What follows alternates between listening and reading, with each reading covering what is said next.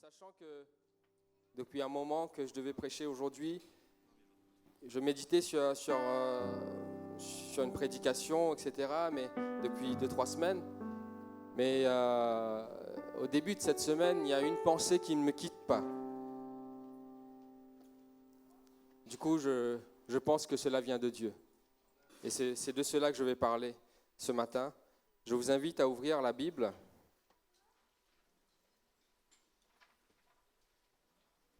Dans le livre de Marc,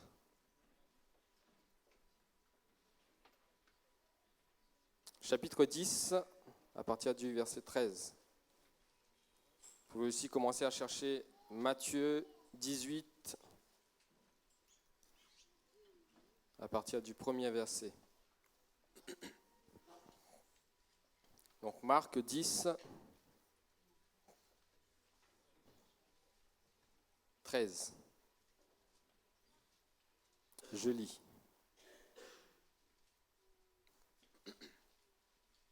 On lui amena des petits enfants afin qu'il les touche. Mais les disciples reprirent ceux qui les amenaient.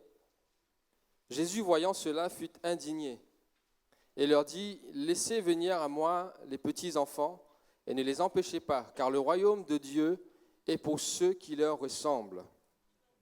Je vous le dis en vérité, quiconque ne recevra pas le royaume de Dieu comme un petit enfant n'y entrera point.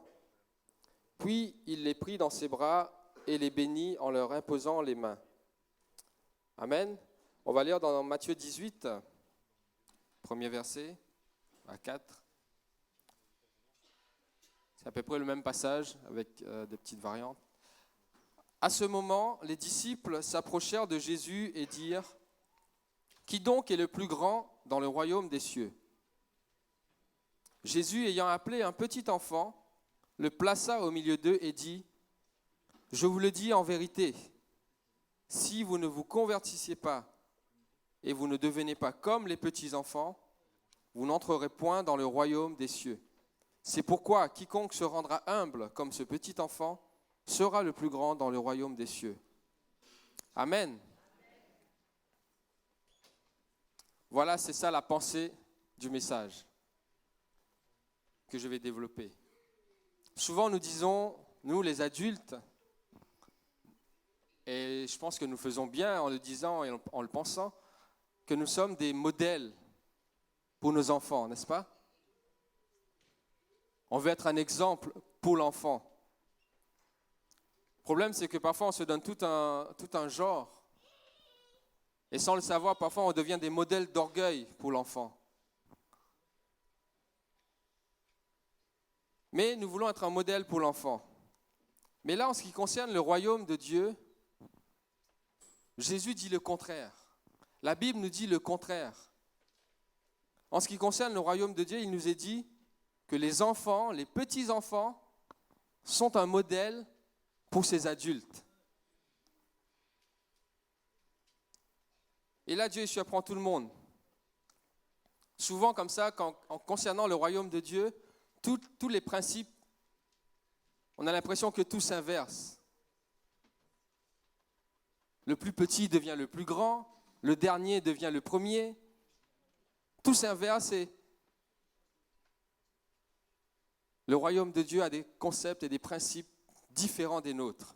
Et là, Jésus dit, c'est les enfants, ce sont les enfants qui sont le modèle à suivre.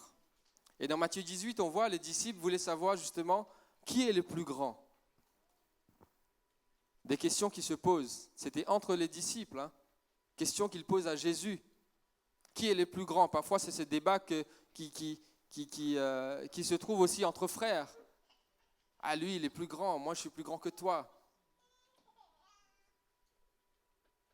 Croyant que Jésus allait citer, il demande qui est le plus grand dans le royaume de Dieu. Peut-être il s'attendait à ce que Jésus cite un grand nom, Moïse, Abraham, Élie. Peut-être qu'il s'attendait même que Jésus cite un nom parmi eux. C'est toi, Jean, le plus grand. Mais Jésus va faire quelque chose qui va les surprendre. Il va prendre un petit enfant, comme lui. Un petit enfant, pas un ado, non, il prend un petit enfant. Il l'amène au milieu d'eux Et il dit, celui qui veut être le plus grand, qu'il soit comme ce petit enfant. Il dit, parce que le royaume de Dieu est pour ceux qui ressemblent à ce petit enfant. Qu'est-ce qu'il voulait dire par là? En d'autres termes aussi, Jésus leur disait, les gars, descendez un peu de votre piédestal. Là. Dans le royaume de Dieu, le concept de grand et tout ça, ça n'existe pas. On va juste faire un point sur quand il dit entrer dans le royaume de Dieu, recevoir le royaume de Dieu. Donc il dit celui qui sera. Donc le royaume de Dieu est pour ceux qui ressemblent à ce petit enfant. Et il dit vous ne pouvez pas recevoir le royaume de Dieu si vous ne ressemblez pas, si vous ne devenez pas comme un petit enfant. Recevoir et entrer dans le royaume de Dieu. Il ne s'agit pas tout simplement, il ne s'agit pas seulement de ce temps qui va arriver quand on sera au ciel. Il ne s'agit pas de ce jour où nous serons au ciel. Non. Il s'agit de comprendre et d'appliquer les principes, les promesses de Dieu, les principes qui régissent le ciel, les comprendre et les appliquer sur la terre, ici-bas, pendant notre vie ici-bas, sur terre. C'est se saisir des promesses de Dieu par la foi et les vivre. Le royaume de Dieu. Alors qu'ici-bas, en regardant ta poche, la poche est vide et tu dis « Ah, j'ai rien, je suis pauvre ». Un exemple, dans les royaumes de Dieu, on te dit que le pauvre dit « Je suis riche ». Alors que tu es faible et sans force et que tu n'arrives pas à lever le petit doigt, dans le royaume de Dieu, on dit que le faible dit « Je suis fort ». On ne te demande pas de mentir. Peut-être tu vas remettre la main dans la poche, tu vas sortir la poche, il n'y a rien, je vais mentir. Non, c'est juste une autre réalité. Parfois, nous croyons qu'il faut faire des grandes études théologiques, qu'il faut atteindre un niveau intellectuel extraordinaire pour comprendre les choses de Dieu. Mais ce matin, Jésus nous rappelle que non, revenons à la simplicité d'un enfant. On va y revenir tout à l'heure. En étant le plus simple possible que tu peux vivre ces choses-là, nous dit Jésus, en étant comme un enfant. Même dans la vie en général, nous les adultes, parfois on se prend un peu trop au sérieux. On se prend un peu trop au sérieux. Oh, moi, j'ai 50 ans. On se prend parfois un peu trop au sérieux. Les gens qui profitent le mieux de la vie, on dit c'est ceux qui ont gardé leur âme d'enfant. N'est-ce pas? Moi, j'aime bien retrouver cet état, je retrouve mon âme d'enfant, où je regarde les choses émerveillé comme un enfant. L'autre jour, j'étais à Disney avec les enfants, j'étais aussi comme un enfant là-bas. Tout ce qui émerveillait ma fille, moi aussi j'étais émerveillé. Et tu passes des bons moments comme ça. Donc les gens qui se réjouissent et facilement, qui s'amusent facilement, tu peux regarder celui d'à côté de toi et dire hey, arrête de te prendre trop au sérieux là. Sois un enfant. Même là où vous me regardez sérieusement comme ça, vous me faites peur. Bien sûr, notre objectif, la Bible nous parle d'un objectif, c'est d'être semblable au Fils de Dieu, d'être semblable à lui. Nous voulons nous développer et devenir des fils et des filles. C'est quoi un fils? C'est quoi quand on dit un fils? C'est un enfant qui a grandi. C'est un enfant à qui on donne des responsabilités. Il a grandi, on dit le fils. Mais avant d'aller dans tout cela, c'est une autre thématique, peut-être je développerai dans une autre prédication, mais nous devons déjà comprendre notre statut, notre position d'enfant et celui d'enfant de Dieu. Nous sommes enfants de Dieu. Et vous dites, personne ne dit rien. Amen. Si vous êtes d'accord, à chaque fois que vous êtes d'accord avec moi, vous dites oui, yes, comme vous voulez, mais amen. Ça veut dire ainsi soit-il. On est d'accord avec toi. Nous sommes enfants de Dieu. Amen. Alléluia. Nous devons comprendre cela.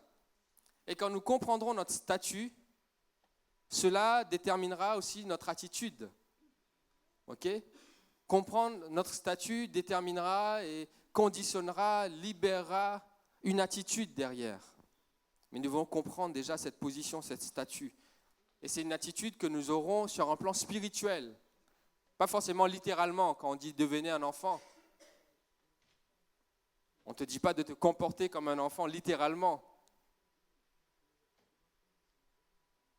Il y a une anecdote comme ça où quelqu'un, un adulte, il se fait contrôler dans le métro avec un tarif enfant et on dit « Monsieur, mais ça c'est un tarif enfant ». Il dit « Mais moi je suis enfant de Dieu ».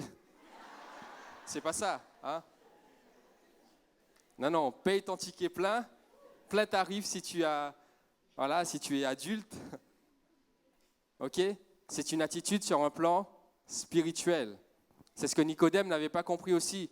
Quand on dit, il faut que tu naisses de nouveau, il faut que tu renaisses. Il dit, mais comment je vais faire? Je suis un vieux, je ne vais pas rentrer encore dans le ventre de ma mère et ressortir, ça y est, c'est fait.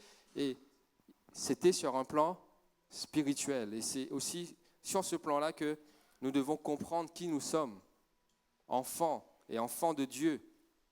Et nous le sommes légitimement. C'est une légitimité qui nous a été donnée. Nous sommes enfants légitimes. Amen. Et c'est une position nouvelle. Cette notion-là n'existait pas avant. Dans l'Ancienne Alliance, il n'y avait pas cette notion d'enfant et de père. C'est une position nouvelle qui nous est donnée par Jésus-Christ. À l'époque, on s'adressait à Dieu en disant « Éternel ». On s'adressait à Dieu en disant « Mon Dieu » ou « l'Éternel des armées ». Mais Jésus vient révolutionner tout cela.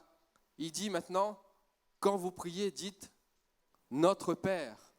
Dites « Papa ». Jésus vient révolutionner cela, nous donne une autre position, celui d'enfant de Dieu, et à Dieu, la position de Père.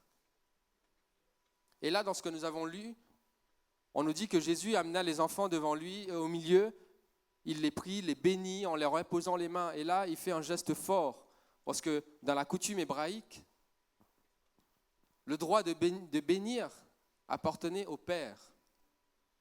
C'est le Père qui pouvait bénir ses enfants. Et là, Jésus va faire ça au milieu d'eux, pour dire que vous êtes des enfants de Dieu. Et dans Jean 1,12, je parlais de cette légitimité qui nous a été donnée. Il nous est dit dans Jean 1,12, verset que vous connaissez certainement, « Mais à tous ceux qui l'ont reçu », tous les débuts du verset, à partir du premier verset, parlent de la parole. Au commencement était la parole a été faite chair, la parole est venue parmi vous, et puis il décline la parole en parlant de la lumière est venue, la parole est venue, vous ne l'avez point reçue, etc. Mais il dit après, à tous ceux qui l'ont reçue, donc cette parole qui est Jésus-Christ, elle a donné le pouvoir de devenir enfant de Dieu. C'est une possibilité qui nous est donnée de devenir enfant de Dieu. Donc c'est quelque chose de nouveau qui prend place, qui n'existait pas avant Jésus. Mais c'est à ceux qui ont reçu Jésus-Christ a été donné le pouvoir de devenir enfant de Dieu. Éphésiens 1,5 nous dit, nous ayant prédestinés dans son amour à être ses enfants d'adoption, comme un père qui nous adopte, et nous devenons ses enfants et nous partageons les mêmes privilèges qu'un enfant. Par le bon plaisir de sa volonté, nous dit ce verset. Deux autres versets, Romains 8, 15 et 16, qui nous dit « Vous n'avez point reçu un esprit de servitude pour être encore dans la crainte, mais vous avez reçu un esprit d'adoption par lequel nous crions « Abba, Père ». Amen. Ce verset nous amène encore dans une dimension plus intime. C'est plus seulement Père.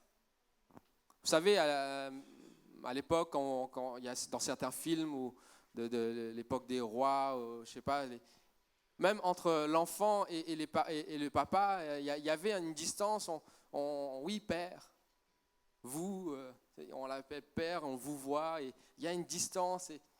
Et là, Jésus, avec ce verset, il dit, nous avons reçu un esprit d'adoption par lequel nous crions Abba, Père. Il brise encore une barrière pour dire, maintenant tu peux venir, tu dis papa. C'est pas juste père de loin comme ça, non, papa. C'est différent. Tu peux même le tutoyer, ton papa. N'est-ce pas? Après, bon, je ne débat pas sur certaines cultures où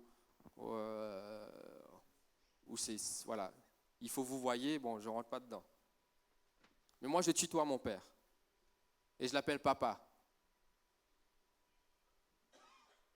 Chez nous, à l'île Maurice, on dit papi pour père, pour papa. Donc, je l'appelle papi. Même à mon âge, là. Donc, qui dit enfant dit parent. Qui dit enfant dit père, mère. Ce statut d'enfant nous rappelle, ce statut d'enfant de Dieu nous rappelle qu'il y a un père. Nous rappelle l'amour d'un père. Il y a ce verset dans 1 Jean 3,1 qui nous dit « Voyez quel amour le Père nous a aimés, de quel amour le Père nous a témoigné, pour que nous soyons appelés enfants de Dieu. Et nous le sommes. » Amen. Ce verset le confirme. Donc pour prendre la position d'enfant de Dieu et d'enfant, pour accepter cette position, il faut accepter la position du Père. On est d'accord? Pour que tu t'identifies comme enfant, c'est que tu as identifié quelqu'un comme père. Tu ne veux pas être enfant du néant. Si tu dis je suis enfant, c'est que quelque part il y a un père, il y a un parent. Et parfois nous jugeons mal Dieu, nous comprenons mal Dieu. Parce que nous avons dans notre vie terrestre, des références de pères qui sont faussées. Nos références de pères sont faussées sur terre. Et il y en a beaucoup où on a du mal, peut-être tu as du mal à considérer Dieu comme un père. Parce que ton père terrestre t'a fait du mal. Parce que ton père terrestre t'a maltraité. Peut-être parce que ton père terrestre t'a abandonné. Du coup, quand on te dit que Dieu est un père, c'est inconcevable pour toi. Pourtant, tu te dis enfant, mais enfant de qui? Tu te dis enfant de Dieu, mais il est inconcevable pour toi de croire que Dieu est ton père. Donc ce matin déjà, je pense qu'il y a plusieurs, ont besoin d'une restauration de l'image du Père dans leur vie. Amen. Et ça, c'est pas par tes raisonnements, c'est l'Esprit de Dieu qui fera ça en toi. On a besoin d'une réconciliation de l'image du Père. Sinon, ta conception de Dieu est fausse. Parce que toute notre relation avec Dieu est basée là-dessus. Nous sommes ses enfants et il est notre Père. Donc, nous avons besoin de rétablir cela dans notre esprit. Si tu as un Père terrestre qui est de toute façon, ils sont tous imparfaits, mais il y en a qui sont plus imparfaits que d'autres. Si ton Père terrestre t'a fait souffrir, ce matin, demande au Saint-Esprit de changer cela en toi, afin de pouvoir considérer ton Père céleste comme un vrai Père, avec tout ce que comporte un Père. Que cette conception-là change. Sinon, tu ne peux pas prendre pleinement ta position d'enfant. Tu ne pourras pas réclamer les choses qui te reviennent de droit d'un enfant, parce que tu n'as pas la position d'enfant, puisque tu ne veux pas le prendre, puisque tu ne considères pas Dieu comme un père. Donc je prie déjà ce matin pour qu'il qu'il y ait des guérisons dans les cœurs, qu'il y ait des restaurations, que l'image du Père soit restaurée dans ton esprit, dans ton cœur, afin de pouvoir t'approcher vraiment de ce Père parfait dans le ciel. Amen. Lui qui nous appelle ses enfants. Et quand Jésus dit « Venez et ressemblez comme un enfant », devenez comme un enfant, ressemblez à ce petit enfant-là, si tu veux entrer dans le royaume de Dieu. Il ne parlait pas physiquement, il ne dit pas « Non, il faut se raccourcir, il faut refaire 80 cm ». Non. Il parle du caractère que renferme un enfant. Il parle de la foi d'un enfant. Un enfant, il croit tout ce que dit son père. Et il croit sans douter, sans remettre en cause ce que lui dit son père. C'est pour cela que, si vous avez des petits-enfants, ne leur promettez pas des choses que vous n'avez pas l'intention de faire ou que vous n'avez pas la possibilité de faire. Parce que lui, il croit.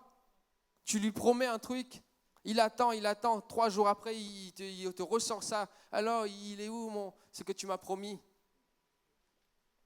L'enfant, il croit.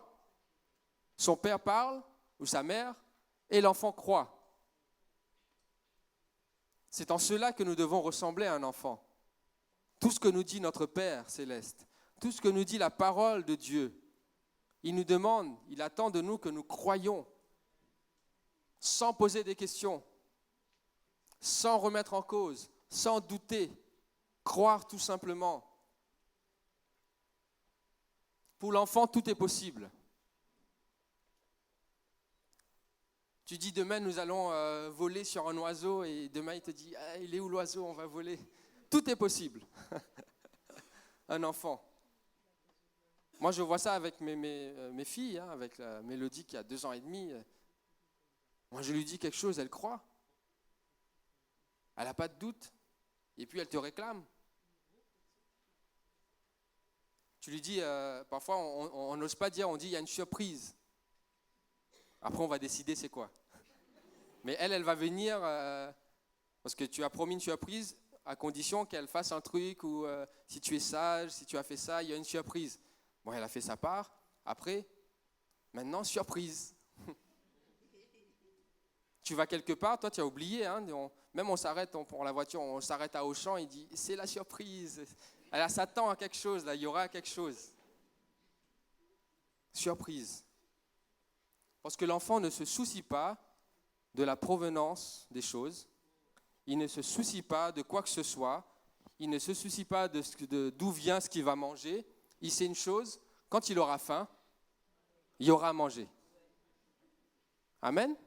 Ce n'est pas lui qui a travaillé, ce n'est pas lui qui a acheté. L'enfant, il sait juste une chose, quand j'aurai faim, je mangerai. Amen. C'est cette foi-là que Dieu nous réclame. L'enfant, il ne sait pas combien d'argent tu as sur ton compte. C'est un concept qui le dépasse, ça. Il ne sait pas. Mais c'est une chose, c'est que quand il aura besoin d'un vêtement, il l'aura. Il sait que ses parents ne vont pas lui laisser marcher pieds nus dans la rue. La foi d'un enfant. Il n'a pas peur de demander l'impossible. Un enfant n'a pas peur de demander, il vient, il te sort un truc comme ça. Il n'a pas peur de demander ce qui est impossible, parce que ce mot-là n'existe pas pour lui, pour l'enfant. Tout est possible pour l'enfant. Et quand Jésus dit « le royaume des cieux est pour ceux qui ressemblent à cet enfant », il veut dire par là, déjà premièrement, le royaume de Dieu est pour ceux qui ont la foi d'un enfant. Cette foi qui ne doute pas, cette foi qui croit tout, cette foi pour qui tout est possible. Que même Jésus va dire, mais si tu as la foi comme un petit grain de moutarde, tu demandes à cette montagne de se ôter de là et de se jeter dans la mer. Bon, c'est quelque chose de fou, d'impossible, mais Jésus dit qu'avec la foi, tout est possible. Il n'y a qu'un enfant pour comprendre et pour faire exactement ce que Jésus va dire là. Nous, les adultes, on va réfléchir trop. Mais attends, c'est pas logique, c'est pas rationnel. Non, il y a la gravité, il y a tout ça, nanana. Un enfant, il s'exécute, c'est tout. C'est une foi simple. En même temps simple, en même temps totale. La foi d'un enfant. Moi, je vous invite à, si vous avez des petits-enfants de 3-4 ans, observez-les. La Bible nous enseigne, Dieu nous enseigne au travers des choses de la vie. Il dit, regardez ce petit enfant, soyez comme lui. Parfois, Jésus va dire, regardez, levez la tête, regardez au ciel. Vous voyez les oiseaux? Observez les oiseaux. Ils ne sèment ni ne moissonnent, mais pourtant, ils ne manquent pas à manger. Regardons autour de nous, il y a des leçons. Regarde l'abeille, regarde la fourmi. Il y a des enseignements bibliques dedans. Ça, c'est une parenthèse. Là, nous parlons de l'enfant. Une foi simple et totale. Et l'enfant aussi, vous avez remarqué que l'enfant, il aime imiter. L'enfant aime imiter. Imiter qui? Ses parents. Ah, vous êtes comme moi aussi. L'enfant aime imiter ses parents. Moi, quand j'étais enfant, avec ma sœur, avec la sœur la plus proche, on a 1 an de différence, on était comme des jumeaux. Et quand on sortait de l'église parfois, et qu'est-ce qu'on faisait? Parce que mon père, bon, il est pasteur, il était déjà à l'époque, et donc on le voyait parler, prêcher, tout ça. Et nous, on rentre, qu'est-ce qu'on fait? On met des chaises dans la chambre et on joue comme si on était à l'église. Et puis, ma sœur va faire la prédication et on imite. On est en train d'imiter les parents. Bon, après, il y a un appel de Dieu. C'est pas pour cela que je fais ça aujourd'hui. Hein.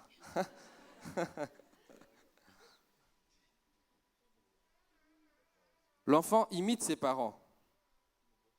La Bible nous dit, devenez donc les imitateurs de Dieu comme les enfants bien-aimés. Éphésiens 5, 1. Donc l'enfant imite. Il imite qui? Son père, sa mère. Jésus va donner l'exemple. Il dit, moi, tout ce que je vois faire le Père, je le fais. Tout ce que vous me voyez faire là, c'est parce que je l'ai vu faire.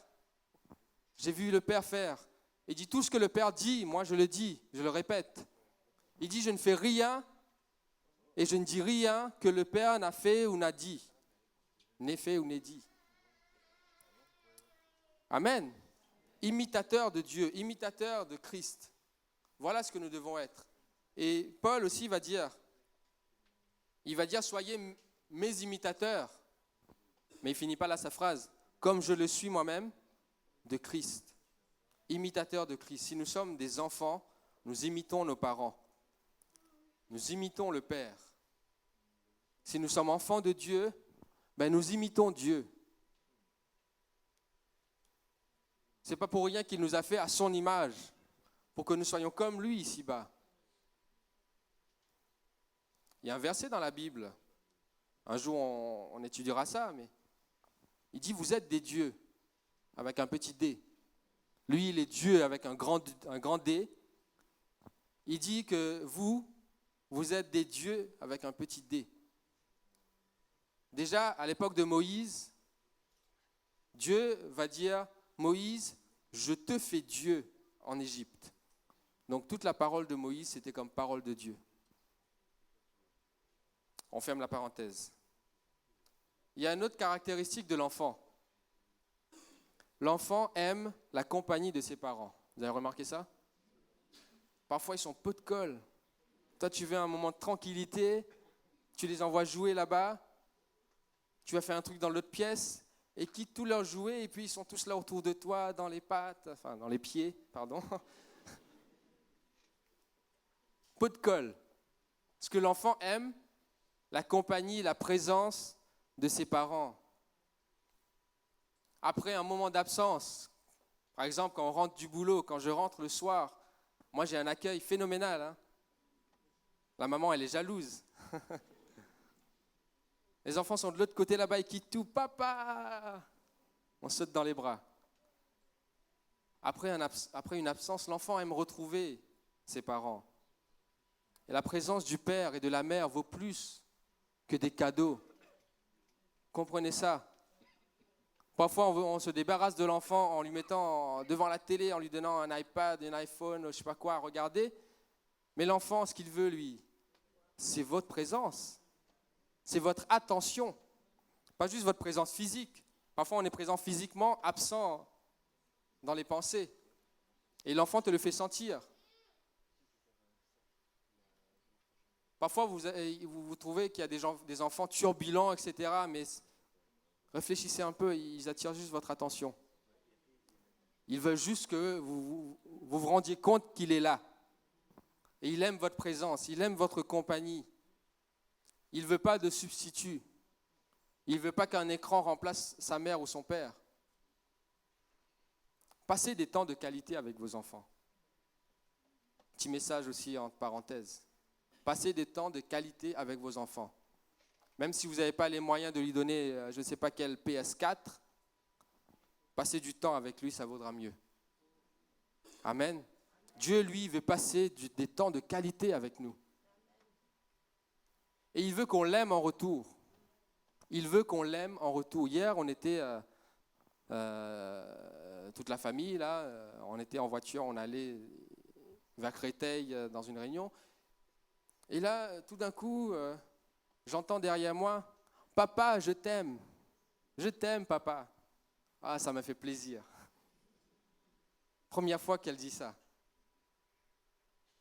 Même sa mère me dit, je ne sais pas où est-ce qu'elle a entendu ça. Mais elle a dit comme ça spontanément, et puis elle répète, quand elle découvre un truc, elle répète, « Papa, je t'aime. » Ça, c'est les mots qui font le plus plaisir à un papa quand son enfant lui dit ça.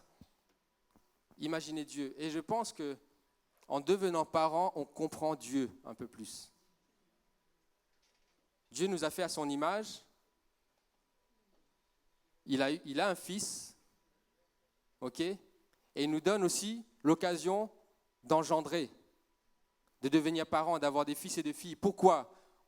Au travers de cela, nous comprenons mieux comment est-ce que Dieu réfléchit, ce que Dieu ressent, ce que Dieu pense de son enfant que tu es. Tu fais un parallèle de ce que toi tu penses de ton enfant, de ce que tu considères. Dès la moindre fièvre, tu t'inquiètes. Dès le moindre bobo, tu es là, ça te fait souffrir. Dieu, il est aussi comme ça. Il veille sur toi, il regarde et quand tu vas mal, ça ne lui plaît pas. Et il veut que tu ailles bien. Il veut que nous aimions sa présence. Donc Dieu, en nous permettant d'être parents, c'est une façon aussi de mieux le comprendre. Le cœur du Père. D'autres caractéristiques de l'enfant, et nous allons vers la fin, c'est l'humilité et la simplicité des enfants. Il suffit de regarder une cour de récré. Les enfants, ils ne se prennent pas la tête. C'est-à-dire, il ne va pas regarder celui-là, il est chinois, celui-là, il est noir, celui-là, il est blanc. Non, les enfants, ils jouent tous ensemble. Ils ne se préoccupent pas de ces critères-là. Les enfants sont simples et humbles. C'est une preuve d'humilité, ça, que d'interagir avec tout le monde sans regarder ses origines, sans regarder ses moyens. À ce moment-là, quand ils sont en train de jouer, il ne se dit pas « Ah, celui-là, ses parents sont riches » ou « Celui-là, il vit dans la misère » celui-là, il vient de je ne sais pas quel pays. Non, les enfants, ils jouent à ce moment-là. Pour eux, ils sont tous égaux. Ils sont tous enfants. Et Dieu attend ça de nous aussi. Ce matin, nous avons commencé par parler de l'unité. En ayant ce caractère d'enfant, nous parviendrons à cette unité. Humble de cœur. Et nous avons lu tout à l'heure dans Matthieu 18, 4, il dit « C'est pourquoi quiconque se rendra humble comme un petit enfant sera le plus grand dans le royaume de Dieu. Humble comme un petit enfant. Un enfant, il a une certaine humilité en lui. Ne te vois pas trop grand. Non, Jésus te dit comme un enfant. Et l'enfant, autre chose, ça vous l'avez aussi peut-être remarqué, l'enfant, il est fier de parler de son père et de sa mère. Pour l'enfant, mon papa, c'est lui le plus fort. Mon papa, c'est lui le plus beau. Ma maman, c'est elle la plus belle. L'enfant est fier de parler de ses parents, quelles que soient leurs conditions. Ça lui est égal. Il va dire, mon père, il a fait tel exploit, il a construit tel truc. Et parfois, ça nous gonfle un peu. On dit, mais arrête de te vanter. Mais non, l'enfant, il est tout simplement fier de parler de ses parents, de son père, de sa mère. Est-ce que nous sommes, nous, aussi enthousiastes pour parler de notre Père? Je suppose que ça veut dire oui. Mais est-ce que nous le sommes vraiment? Est-ce que nous sommes vraiment... Moi, c'est une question qui doit aller dans votre cœur. Pas forcément à répondre à haute voix, mais je vous pose la question pour que la question descende au fond de votre conscience et de votre pensée. Est-ce que nous sommes vraiment fiers? C'est-à-dire, nous ne ratons pas une occasion pour parler de notre Père à quelqu'un. Il faut que ce soit ainsi. Le royaume de Dieu est pour ceux qui ressemblent à ce petit enfant. Et l'enfant, il est fier, il parle fièrement de son Père. Et nous sommes enfants de Dieu, nous devons parler fièrement de notre Dieu. C'était le secret de David. C'est pour ça qu'il n'avait pas peur de Goliath, nous avons entendu dimanche dernier. Il n'avait pas peur de Goliath parce qu'il était fier de qui était son Dieu. Il dit, lui, il m'a délivré de ça et de ça et de ça. Goliath, là, c'est rien. Donc, quand tu rencontres quelqu'un dans les difficultés, à ton travail, dans ta famille, dans ton lycée, parle-lui de ton Père. Dis-lui, écoute, moi, j'ai un Père. J'ai un Dieu que j'appelle Père. Et il m'aime. Et voilà ce qu'il peut faire pour toi. Parle-lui de ton Père. Donc, notre caractère a besoin d'être façonné ce matin. Façonné pour ressembler à celui d'un enfant. Nous devons enlever cette carapace d'orgueil d'adulte. L'adulte est orgueilleux. Il se croit capable de faire beaucoup de choses parce qu'il sait raisonner, parce qu'il sait réfléchir. Parfois, c'est justement ça qui bloque Dieu. Parce que tu sais raisonner, que tu sais réfléchir, ça empêche Dieu d'agir. Pour une fois, il te dit, sois comme un enfant, arrête de raisonner, arrête de réfléchir. Si je te dis que je guérirai cette maladie, arrête de raisonner, arrête de réfléchir. Dis tout simplement, oui papa, fais-le. Nous avons besoin, notre caractère a besoin d'être façonné semblable à celui d'un enfant. Nous avons parlé d'enfant et de père, mais il y a une clé dans tout cela. La clé, c'est Jésus-Christ. Amen. Parce que c'est par lui. C'est lui qui a permis cela. C'est lui qui a réconcilié le Père avec nous. C'est lui qui avait ce ministère ultime de réconciliation entre le Père et nous. Qui nous a donné le pouvoir d'être appelés enfants de Dieu. La clé, c'est Jésus-Christ. Et la Bible dit bien dans Philippiens 2:5, « Ayez en vous les sentiments qui étaient en Jésus-Christ. » Nous devons être comme lui. Et nous serons l'enfant que le Père attend. Amen. Et ce matin, et j'invite peut-être le groupe de louange à remonter.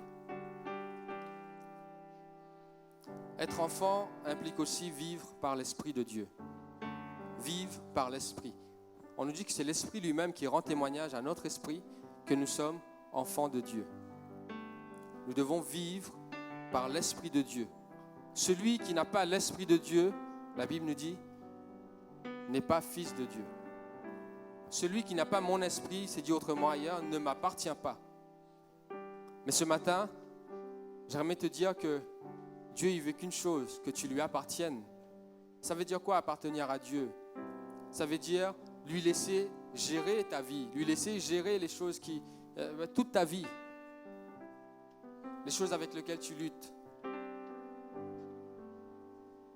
Nous allons courber nos têtes et prendre un temps peut-être de recueillement. Et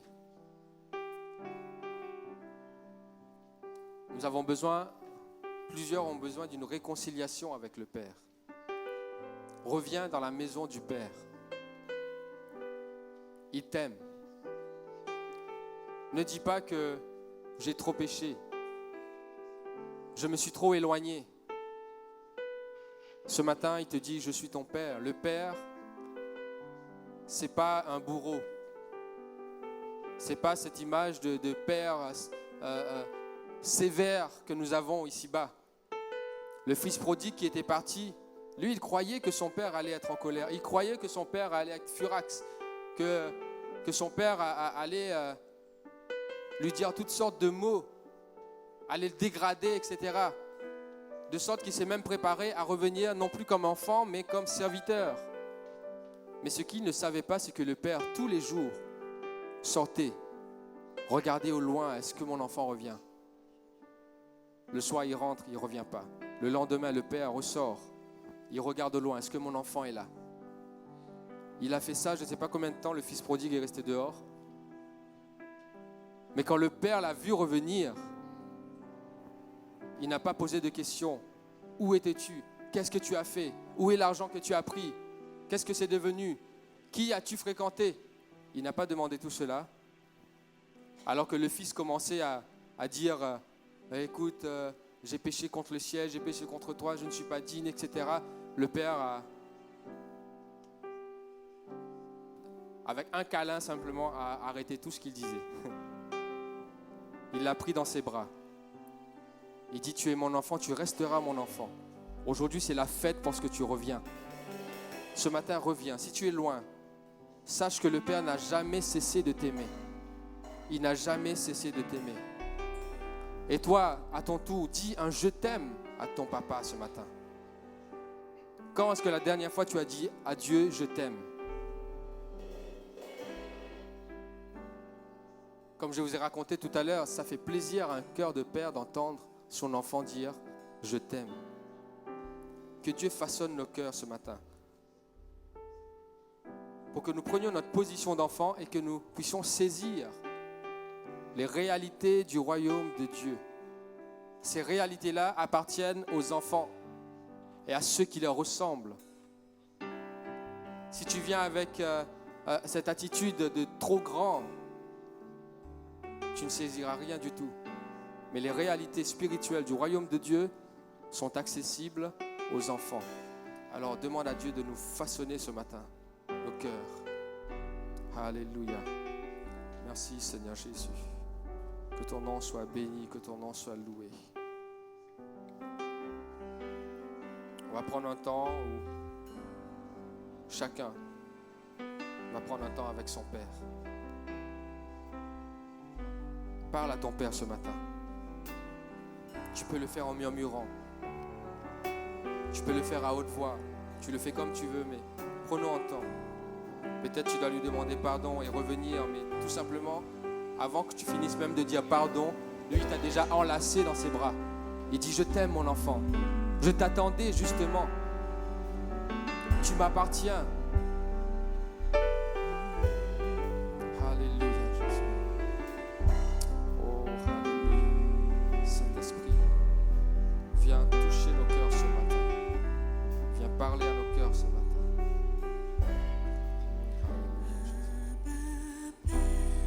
Je suis à toi, Abba Père, je suis à toi, Abba Père, je suis à toi, Abba Père, je suis à toi, Abba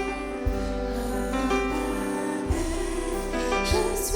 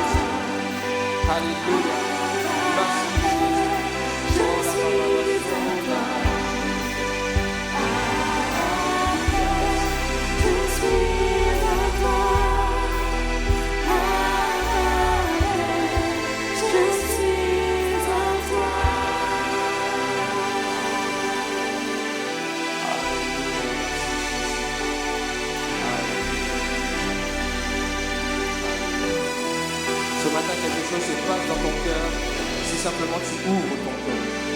Tu dis oui, Père, je suis à toi. Restaure-moi dans ma position d'enfant de Dieu. Oui, Seigneur, je reviens à toi. Et je dis ce matin que je t'aime. Merci, Papa.